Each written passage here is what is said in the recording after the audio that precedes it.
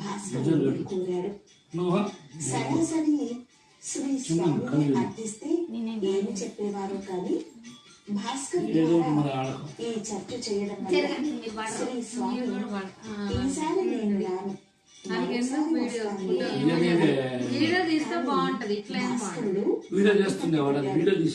ఇప్పుడే వెళ్దామన్నాడు. స్వామి, నా ఇష్టానికి వ్యతిరేకంగా నీవు ఏమీ చేయలేవు, చేస్తే చిక్కుల్లో పడతావు, జాగ్రత్త అని కూడా అన్నారు.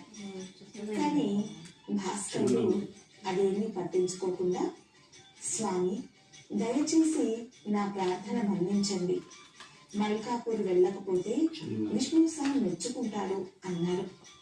శ్రీ స్వామి భాస్కరుడి గర్వం అణచాలనుకున్నారు. అందరూ